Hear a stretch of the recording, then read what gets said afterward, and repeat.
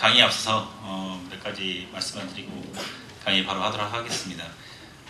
일단 그 강의 분량이 보시면 알겠지만 좀 분량이 많아서 2시간에 하기에는 좀 무리가 있습니다. 그래서 간략하게 어차피 그 이론적인 내용은 여러분들 실무 교육이 별도로 있으니까 이런 교육은 거기서 하시는 걸로 하고 뭐 어차피 프로그램이라고 해서 뭐 이론과 별개로 동떨어진 게 아니기 때문에 프로그램을 위주로 하면서 설명해드리면서 이론적인 내용을 가미해서 하도록 하겠습니다. 중간에 한 번 쉬고 계속 강의를 진행하도록 하겠습니다. 교재를 보시면 교재 구성이 총 4가지 파트로 되어 있는데 앞에는 이번에 신고해야 할 2014년도 기속분에 대한 개정세법 내용, 그러니까 그 전년도에 신고하고 달라진 내용이 신고 관련된 부분에 대해서 간략하게 설명이 되어 있고, 그 다음 파트는 이제 결산과 관련된, 결산을 앞두고 결산과 관련된 내용이 설명이 되어 있고, 결산이 끝나면 이제 조정과 관련된 내용이 있고, 그리고 이제 마지막에는 신고서 작성과 관련된 내용이 있으니까 이런 거 같이 실무 같이 하다 보니까 시간이 많이 모자라던데 제가 이 말이 다소 빨라지더라도 양해해 주시기 바랍니다. 자, 첫 번째 있는 2014년 기속소득세 신고 주요 개정세법 내용을 잠깐 살펴보시면 작년과 달라진 것은 최고 세율 구간이, 그러니까 작년이라고 말하는 게 지금 제가 계속 강의하면서 작년이라고 말씀드리는 것은 2014년이 아니라 2013년도 기속분하고 2014년도 기속분, 그러니까 우리가 이번에 신고해야 될 내용이라는 것을 알아두시고, 그 전년도에 비해서 소득 세율 구간이 최고 세율 구간이 3억에서 1억 5천원 낮춰졌죠. 그 부분 참고해 주시고, 매년 똑같이 소득이 되는데 납부세액이 달라진 거니까 참고하시고, 넘기셔서 보시면 2페이지와 3페이지에 걸쳐서 있는 감가상각 내역연수 변경 사유가 여기 사업장 특성을 반영한 내역이 하나 더 추가됐다는 거 또 보시고, 아래 현금영수증 발급 확대는 여러분들 2014년도 7월 1일 이후부터 의무 발행 금액이 30만원에서 10만원으로 확대됨에 따라서 학원이랄지 병무원 같은 경우에는 거의 대부분의 현금 매출이 현금영수증 의무 발행을 해야 되는 걸로 바뀌었죠. 그리고 아래 4페이지에 성신고 확인서 제출 대상 기준 수익 금액이 그 전년도에 비해서 대폭 낮아지다 보니까 그전에는 7억 5천, 10억, 30억 이렇게 됐었는데 올해 종합소 신고해야 되는 것은 2014년도 기속소득이죠. 소득이 5억, 10억, 20억 암기하기는 좋죠. 근데 이렇게 금액이 낮아지다 보니까 이번에 종합소 신고할 때 성신신고 대상자가 대폭 확대됐어요. 그 선임신고 역시도 성신신고, 선임신고 역시도 2월 10일까지 하는 것을 2월 10일날 사업장 현황신고하면은 까지 하고, 뭐 또 선임신고하면 너무 기한이 촉박해서 4월 30일까지, 그러니까 며칠 안 남았죠. 그때까지 하는 걸로 개정됐습니다. 뒤에 내용이 나와 있는데, 9번에 있는 성신신고 확인, 세무사 등 선임신고 기한이 올해 4월 30일까지 연장됐다는 거, 그리고 계속 이제 4월 30일로 하겠죠. 자, 그리고 옆에 간주임대료나 주택임차료 이자율 같은 부분이 부가 신고를 하셔서 아시겠지만 3.4%에서 2.9%로 낮아졌다는 거. 그리고 그 다음에 있는 것들은 이제 여러분들이 연말정산 하시면서 많이 접하셨을 테니까 이 내용은 생략하도록 하겠습니다. 그리고 이제 마지막으로 12페이지 보시면 주택 임대업에서 발생한 결손금 및 이월 결손금의 공제 확대해서 원래 부동산 임대사업소득과 이 기타 소득에 대해서는 기타라는 것은 이제 이자 2배 부사 금연이죠. 그 소득하고 이월 결손금이 통산이 안 됐어요. 근데 그 중에서 주택 임대업에서 발생한 주택 임대 소득에서 발생한 결손금은 종합소득 금액과 통산이 가능하다는 거, 공제가 가능하다는 거 하나 체크해 주시기 바랍니다. 자, 여기까지 해서 개정세법 내용을 간략하게 살펴봤고, 두 번째 이제 제 1장에 있는 13페이지에 있는 제1장 결산 및 세무조정의 기본사항부터 보도록 하겠습니다. 여기 있는 내용들은 여러분들 이제 이론 시간에 이론 하실 때 정확하게 설명이 나오겠지만 정리가 잘 돼 있어요. 그래서 여러분들 첫 번째 아셔야 될 것은 그룹별로 1그룹 뭐 도서 매업, 뭐 2그룹 뭐 제조, 음식 이 그룹 되겠죠. 3그룹은 우리가 알고 있는 뭐 서비스배랄지 부동산 임대업 이런 것들이 3그룹이 되겠죠. 이 그룹별로 해서 이 판단을 각각 기장 의무 판단뿐만 아니라 모든 의무를 판단하니까 16페이지 보시면 16페이지 상단에 표에 기장 의무, 외부 조정 및 성실 신고 확인 대상 판정 기준 해서 기준이 잘 나와 있어요. 그러니까 그 내용을 보시면서 참고하시기 바랍니다. 일단은 뭐 그 간편장부 여부, 복식보기 의무 여부, 사업용 계좌 개설 의무 여부. 일단 여기는 다 복식보기 의무자가 이냐 아니냐에 따라서 복식보기 의무자이면 사업용 계좌 개설 의무가 있는 거고, 사업용 계좌 개설도 예전에는 뭐 복식보기 된 날부터 뭐 3개월 이렇게 했었는데 바뀌어서 복식보기 의무자가 된 날로부터 5개월, 5월 말까지 신고해 주시면 되겠죠. 그러니까 작년도 소득이 복식보기를 충족하면은 5월 말까지 사업용 계좌 개설 신고를 해주셔야 돼요, 반드시. 여기 금액 뭐 일단 7,500, 그다음에 1억 5천, 3억 돼 있는 거 확인하시고, 외부 조정은 거기에 곱하기 2 해서 1억 5천, 3억, 6억 이렇게 되겠죠. 그 내용 확인하시고, 이건 그야말로 그 직전 연도 수익 금액이에요. 그러니까 직전 연도의 수익 금액을 계산으로 올해 할 때, 말하자면 2013년도 소득 금액이 얼마였냐에 따라서 올해 수익 금액이 달라지겠죠. 그죠? 이게 저쪽 의무가 달라지는 거고, 옆에 있는 성실 신고 확인은 그게 아니라 직전 연도가 아니라 당해 연도. 올해 이제 2014년도 거 신고하니까 2014년도 소득이 이렇게 됐으면은 성실 신고를 해야 된다는 거죠. 앞에 있는 것은 이번에 신고할 때는 2013년도 소득이 이 기준 금액을 넘었으면 이렇게 해야 한다는 거고, 그걸 확인하시고, 17페이지 옆에 반가로 3번에 추계 시 경비율 적용 기준도 같은 그 그룹별로 뭐 2억 4천, 뭐 3,600, 2억 4천, 2,400, 3,600, 5천 나눠져 있으니까 구분하시되, 옆에 신규 사업자 경우에, 예전에는 이제 신규 사업자는 직전 연도가 없다 보니까 전부 다 0으로 해서 단순 경부를 적용했지만, 신규 사업자라도 복식보기 의무 기준을 넘게 된다면 매출 기준이 단순 경비율은 적용할 수 없도록 했죠. 자, 그리고 넘기셔서 18페이지 단순 경비에 적용되는 적용이 배제되는 사업자에서 각종 이제 전문 사업자 같은 경우에는 아무리 처음 시작해도 단순 경비를 적용할 수 없죠. 그러니까 뭐 경무원뿐만 아니라 뭐 세무사, 회계사 이런 것들은 다 처음 시작해도 단순 경비를 적용할 수 없을 뿐만 아니라 나중에 거기 그 세액공제, 그러니까 뭐 장부 기장 세액공제를 적용함에 있어서도 배제되는 것도 여러분 다 체크해 주시기 바랍니다.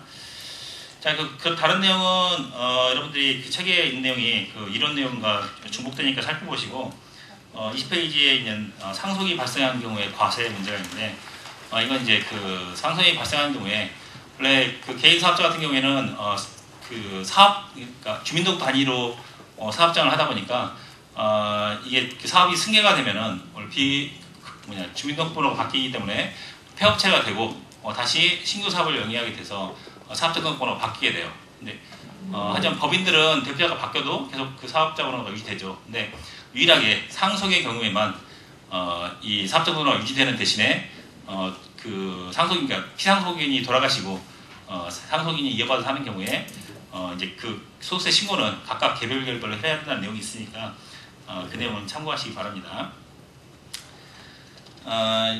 이제 이렇게 해서 기본적인 내용은 여러분들이 이제 숙지를 하시고 이제 비로소 이제 처음으로 이 프로그램을 활용해서 종합소득세 신고를 하셔야 되는데, 22페이지 보시면 세무조정 명세서 작성 시 유의사항에서 가장 중요한 것이 이 회사 등록사항이에요.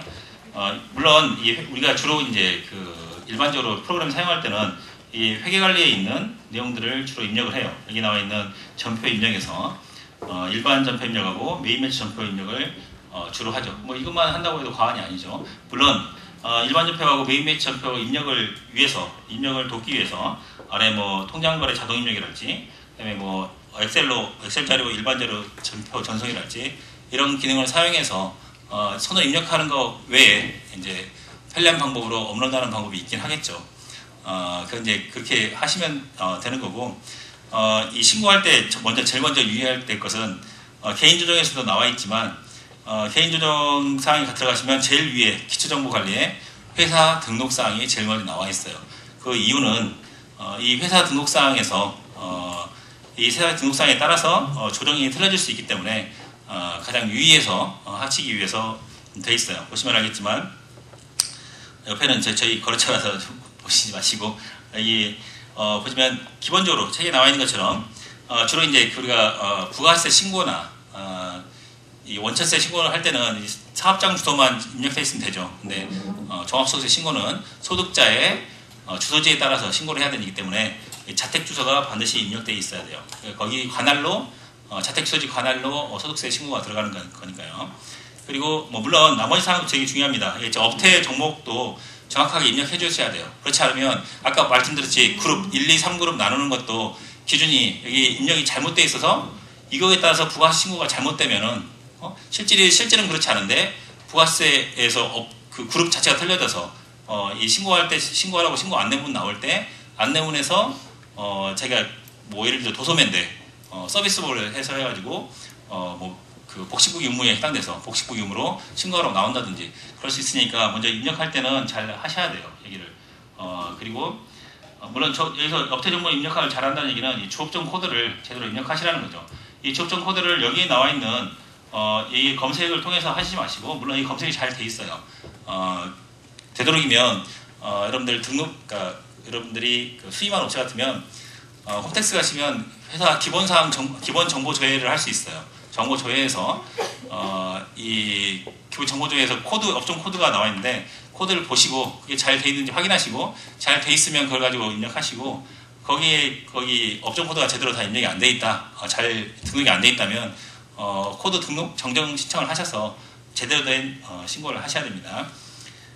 그리고 아래에 공동사업장 여부 반드시 기입을 해주셔야 돼요. 이게 공동사업자이냐 아니냐에 따라서 그 작성해야 될 서류가 틀려지기 때문에 소득 구분도 마찬가지로 부동산 임대업 그리고 주택임대업 사업소득에 따라서 달라지는 거니까 그것도 구분해서 입력해 주시고 이 또 16번 같은 경우에는 중요한데 중소기업 여부를 여기서 입력하게 돼 있어요. 근데 이 법인세 신고하실 때 여러분도 아시겠지만 법인세 신고 같은 경우에는 중소기업 기준 검토표를 통해서 여러분들이 한 번 더 검증을 해요.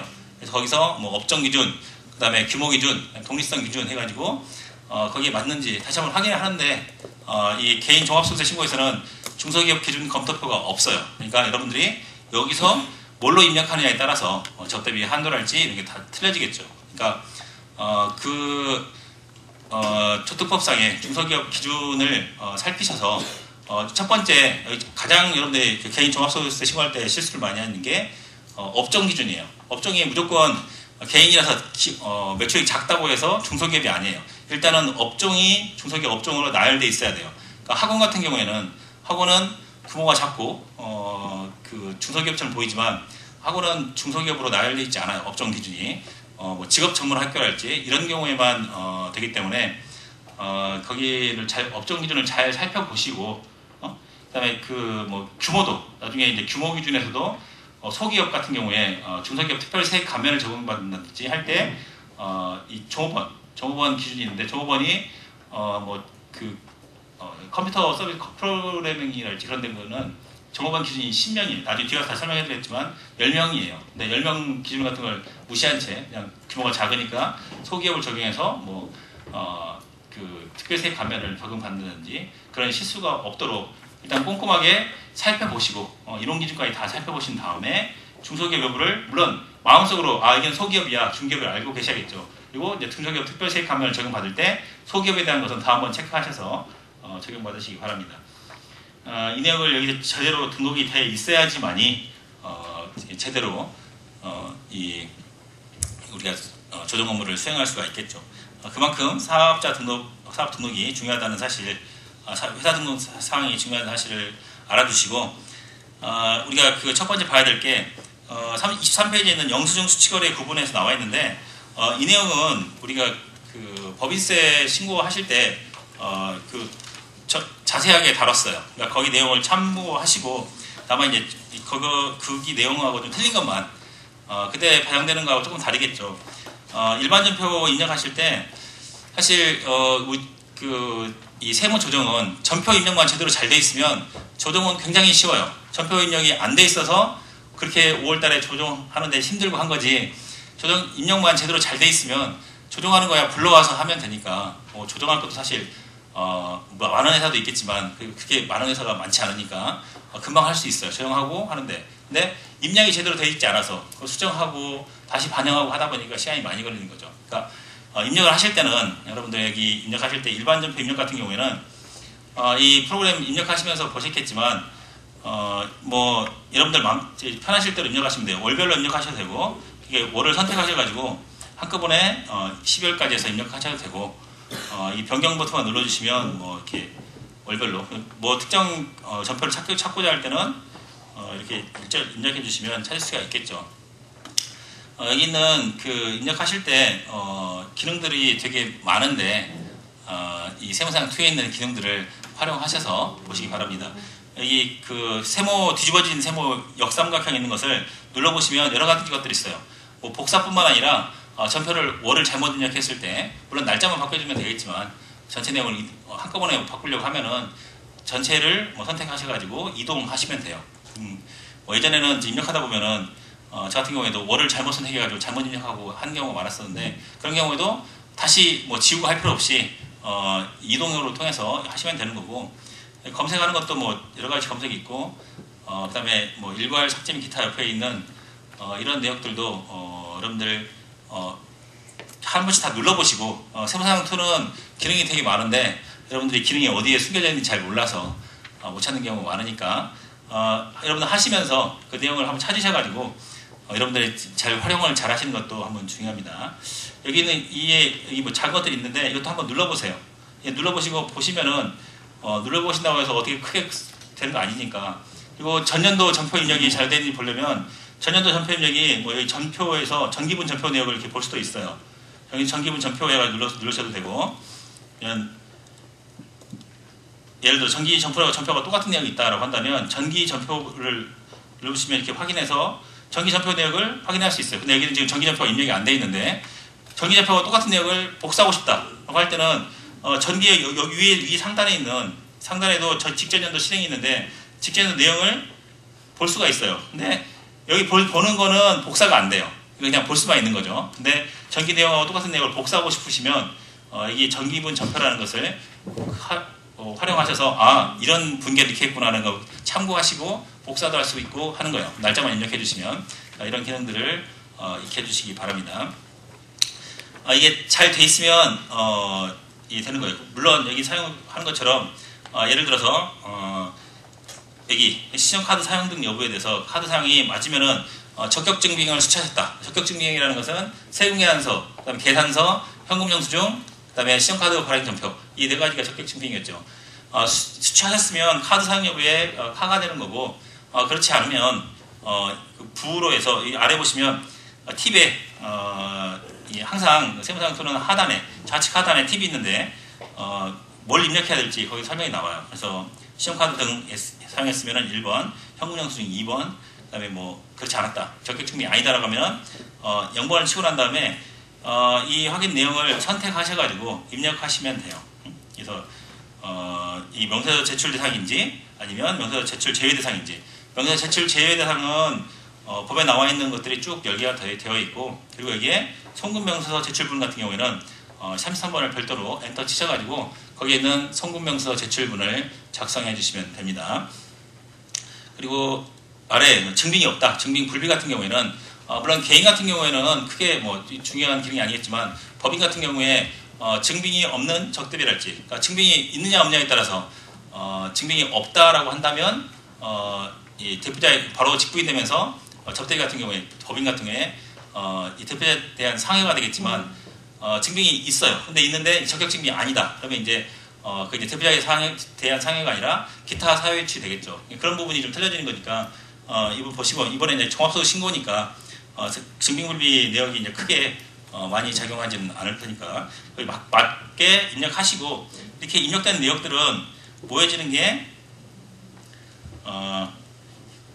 아래 보시면 영수증 수취 명세서가 있어요. 결산 및 재무제표에 영수증 수취 명세서가 있는데 수취 명세서 안에 이 내역들이 다 모여지게 돼요. 여러분들이 입력했던 내역이 그리고 사용하지 않은 내역들, 미사용 내역은 여기 모여주는데 불러오기를 통해서 불러와져요. 거래 내역 중에서 불러오기 하면은 전에 내역이 다 지워지고 불러와지는 거고 미사용 내역도 거기 내역이 반영되는 거고 명세서 제출 대상 같은 100만 원 같은 경우에는 이제 가산세 대상이 되겠죠. 이 내용 같은 경우는 개인 조정에서 종합소득세 신고사항에 가산세가 있는데 5번에 있는 가산세 명세서에 아래 증빙 불비해서 미수치에서 100만 원이 이 부분이 반영이 됩니다. 그래서 여기까지 연결이 된다는 거.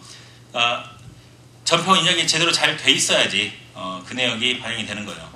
그리고 항상 사실 이 교육에 이 생산2 동영상 강의할 때 동영상 강의보다 더 중요한 게 이 전표 입력하는 것이 되게 중요해요. 전표 입력하실 때 요거 여러분들의 편리성에 맞게 월이나 선택하셔가지고 하세요.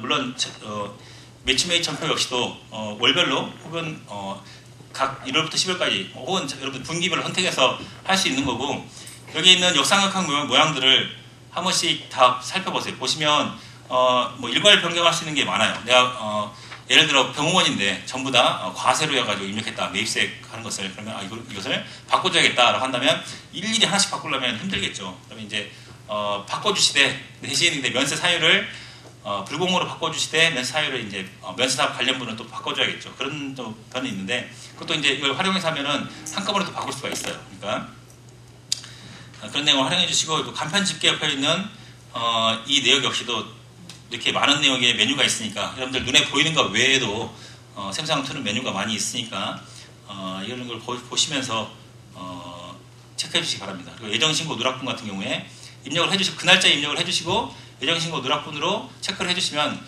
나중에 예정신고 확정신고 때 그 내용 제 날짜 입력하고 예정신고 누락분으로 해놓으면 나중에 불러오게 되겠죠. 이건 나중에 여러분들이 부하 신고할 때 한번 해보시기 바랍니다.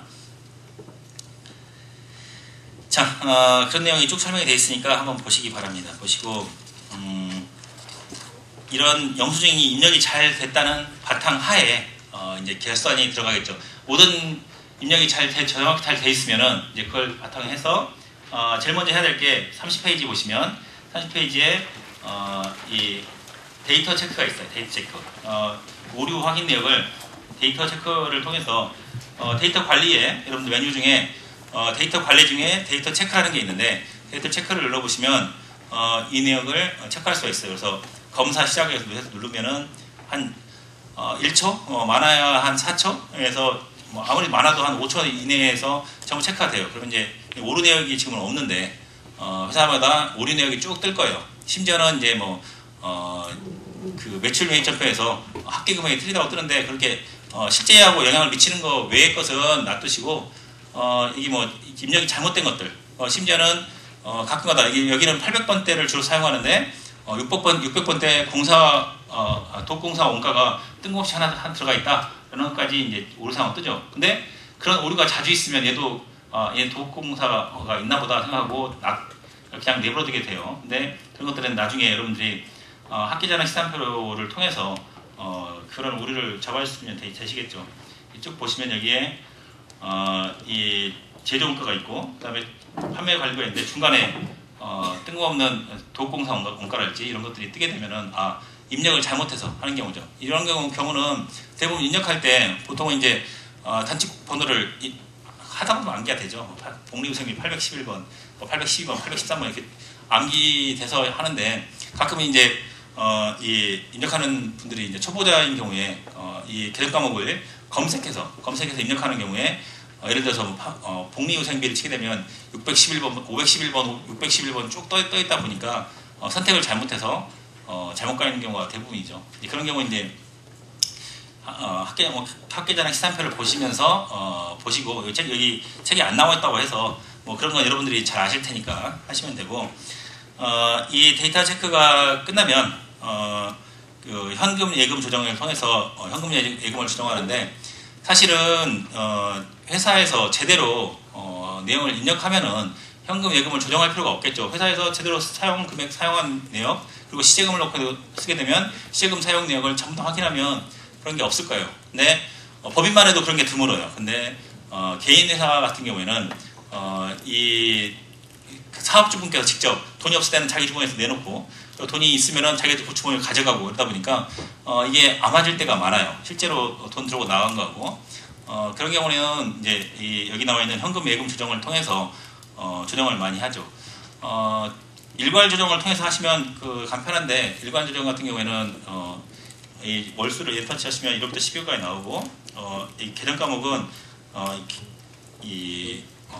개인이다 보니까 인출금을 통해서 계정 과목을 조정하시고 그 조정 금액은 뭐 최소 금액 뭐 얼마에서 최대 금액 얼마 조정 단위 얼마를 입력해 주시면 조정할 내역이 쭉 나오겠죠. 그래서 전표 추가해 주시면 그 내용이 반영이 돼요. 그러니까 간편하게 현금 예금 조정을 해주시면 되고 굳이 직접 조정해주고 싶다라고 한다면 현금 예금 직접 조정을 통해서 월별로 입력해서 하실 수도 있어요. 그러니까 자기가 보면서 이때는 얼마, 이때는 얼마 하시면 되겠죠. 뒤에 있는 당좌예금이나 보통예금 같은 경우에는 이 통장 내역을 업로드 해주세요. 통장 내역이 예전처럼 이렇게 일일이 다 손으로 다 입력해야 되는 게 아니라 은행 홈페이지가 가시면 그러니까 요청을 할 때 은행 홈페이지에서 엑셀 자료로 다운받아달라고 요청을 하시면 엑셀 자료를 여기 나와 있는 통장거래 자동 입력을 통해서 업로드할 수가 있어요. 그러니까 엑셀 자료로 받아가지고 여기로 업로드하면 굉장히 쉽게 되죠. 거기 더군다나 여기 태그 등록이 사항에서 등록을 해두시면 한 번 등록이 되어 있는 것은 그 다음번 불러올 때는 그게 그대로 불러와요. 그러니까 불러오시되 월별로 하시면서 매월 반복되는 게 있잖아요. 월별로 불러오시면서 이걸 태그 등록된 것이 또 태그 분개를 해주시면 한 번 등록된 것이 다 분개가 돼요. 그러니까 나머지 빈칸들만 해주시면 되니까 시간이 예전에 비해서 통장 업로드하는데 시간이 반의 반절도 안 들어가죠. 예전에는 통장 입력한이라고 다 날 새두고 했었는데 통장이 내역이 아무리 많아도 한 2-3시간이면 돼요. 여기 태그 등록이 잘 돼 있으면. 근데 단점은 태그 등록이 최초에 잘못되면 계속 잘못된다는 거죠. 그래서 태그 등록을 수정할 수가 있으니까 태그 등록 찾아가가지고 태그 등록 내용을 수정해 주시면 돼요. 수정하셔서 검색 컨트롤 F5 모든 인터넷의 검색의 기본은 컨트롤 F5죠. 그래서 검색하셔가지고 검색에서 위치를 찾아서 거기서 내용을 변경시켜 주시면 다음번 태그 분개할 때 거기 반영이 돼서 분개가 되니까 웬만하면 통장 같은 경우는 다 받아가지고 그래야지 정확하게 반영이 되니까 입력해 주시기 바랍니다. 이제 다만 조정해 줘야 할 것은 이 통장 간에 이동한 것을만 어느 한 곳에 기준을 두고 기준되는 통장을 가지고 해주시면 되겠죠. 이쪽에서 나가고 이쪽에 들어왔는데 양쪽에서 분개를 다 해줘버리면 중복되니까 한 군데에서 정하는 걸로 해서 해주시면 간편하게 될 거예요.